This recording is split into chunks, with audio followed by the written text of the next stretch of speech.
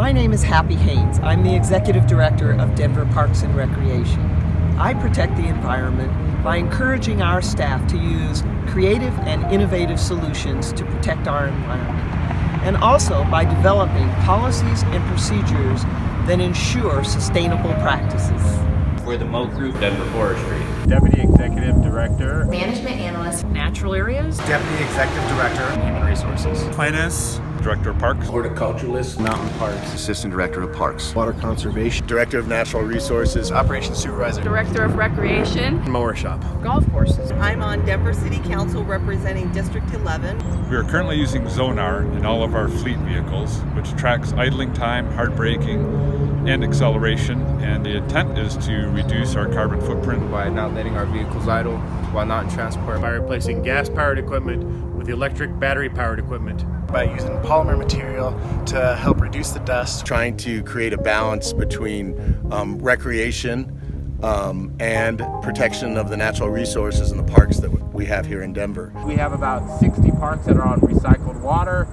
That's about 1,000 acres. Saves the city about $1 million in cost of water. Then also, if you think about it, it saves hundreds and hundreds of millions of gallons of water. Yo protejo el ambiente reparando las fugas de agua en las líneas. We have rain sensors on all our irrigation clogs. Fixing the irrigation heads and stopping the water waste into the storm drains. We apply herbicides appropriately by always reading the label and, when required, providing buffers around waterways. We don't wash our machines on this hardscape because then the grease and the oil and the antifreeze would just run directly into Cherry Creek. We use non-toxic materials in our arts and crafts room. We're using plant-based material for our facilities and our restrooms. Keeping all of our chemicals in a weatherproof, sealed shelf.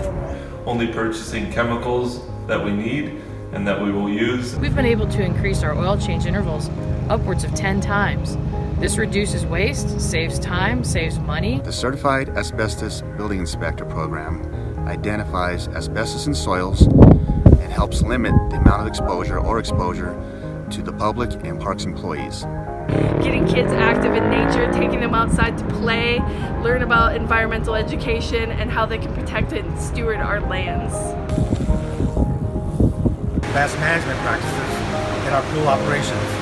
From the time we fill to the time we drain.